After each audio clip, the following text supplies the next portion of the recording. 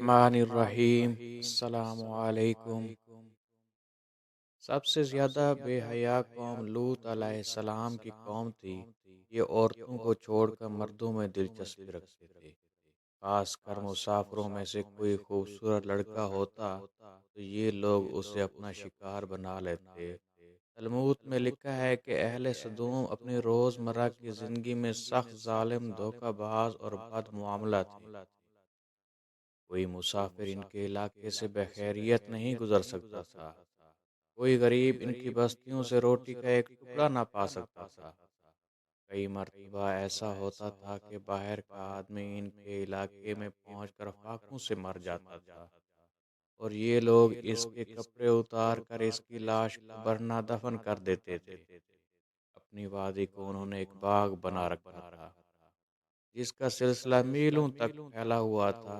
اس باغ میں وہ انتہائی بے حیائی کے ساتھ اعلانیہ بدکاریاں کرتے تھے۔ حضرت لوط علیہ السلام نے انہیں توحید کی دعوت دی اور بدکاری کے اس گھناؤنے عمل سے توبہ کرنے کا حکم دیا۔ حضرت لوط نے کہا، تم یہ کیوں کرتے ہو؟ کیا تم عورتوں کو چھوڑ کر لذت حاصل کرنے کے لیے مرد کی طرف مائل ہوتے ہو؟ حقیقت یہ ہے کہ تم احمق لوگ ہو۔ تو پھر حضرت لوط اہل سدوم کو دن رات واعظ و نصیحت کیا کرتے، لیکن اس وقت قوم پر اس کا کوئی اثر نہ ہوا، بلکہ وہ بد نصیب بہت فخریہ انداز میں یہ کام کرتے تھے۔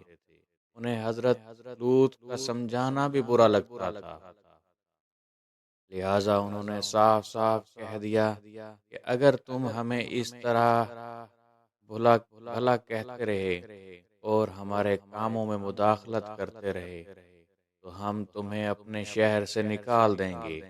حضرت لوط نے نصیحت و تبلیغ کا سلسلہ جاری رکھا، لہٰذا ایک دن اہل سدوم نے خود ہی عذاب الہی کا مطالبہ کر دیا۔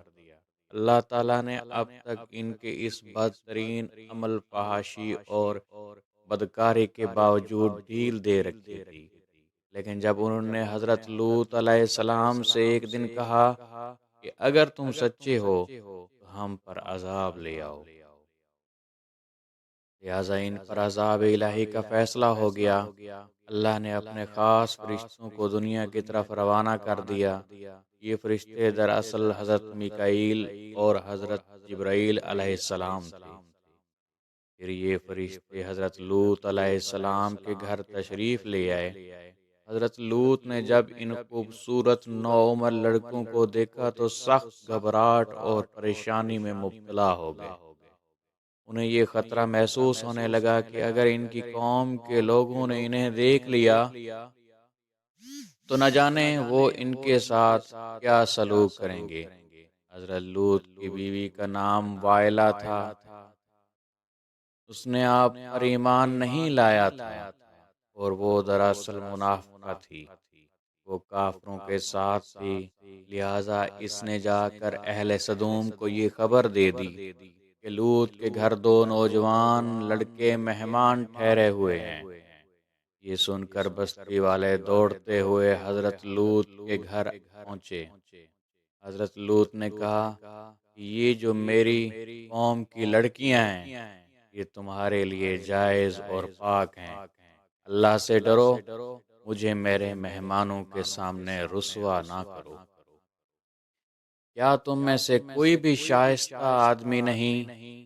حضرت لوط علیہ السلام کی بات سن کر وہ لوگ بولے، تم بخوبی واقف ہو کہ ہمیں تمہاری بیٹیوں سے کوئی حاجت نہیں، اور جو ہماری اصل چاہت ہے اس سے تم بخوبی واقف ہو۔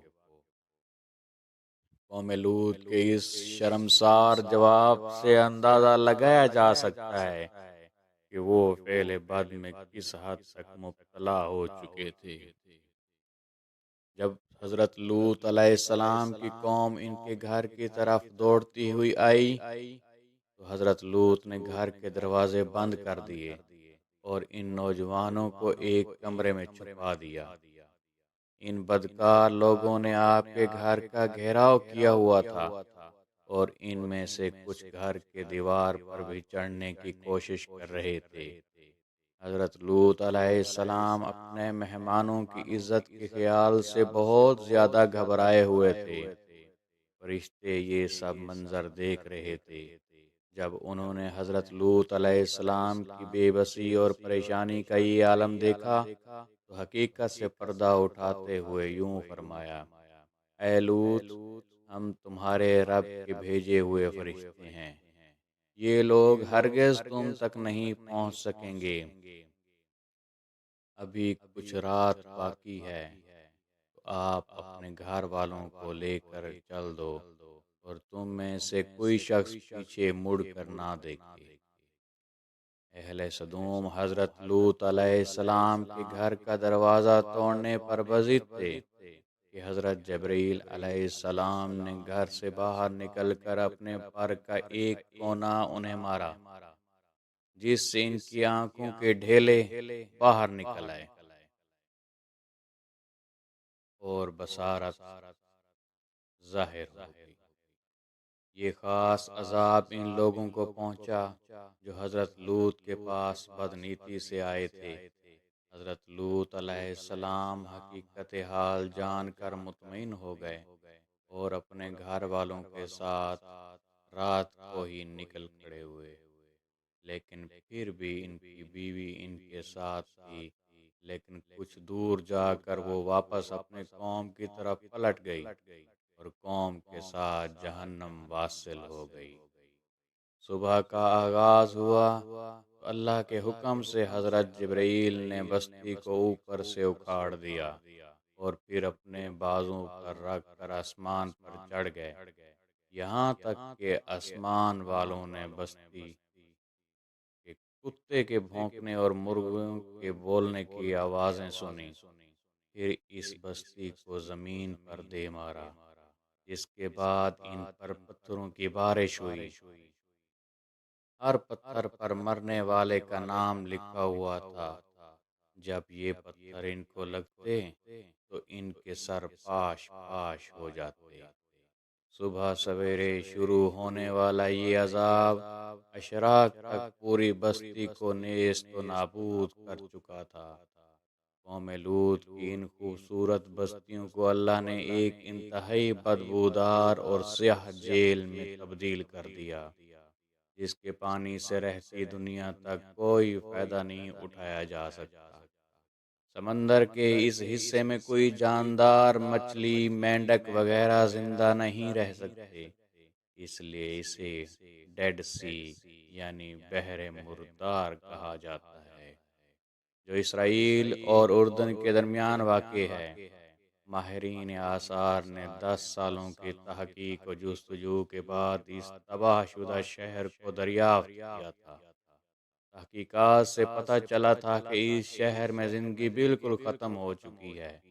شہر کے راستے اور کھنڈرات کو دیکھ کر آرکیالوجسٹ نے یہ اندازہ لگایا کہ جب یہ شہر تباہ ہوا تو اس وقت لوگ روزمرہ کے معاملات اور کاموں میں مشغول تھے اور یہاں زندگی اچانک ختم ہو گئی تھی۔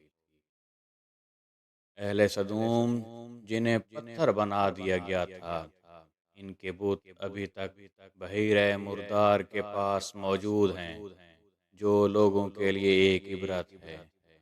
آج یورپی ممالک میں انسانی آزادی کے نام پر اس بدکاری کی اجازت دی جاتی ہے اور اس فحش عمل کو باعث فخر سمجھا جاتا ہے۔ روایتوں کے مطابق ایک مرتبہ حضرت سلیمان علیہ السلام نے شیطان سے پوچھا کہ اللہ کے نزدیک سب سے بدترین عمل کیا ہے؟ ابلیس بولا، جب مرد مرد سے بدفعلی کرے اور عورت عورت سے خواہش پوری کرے۔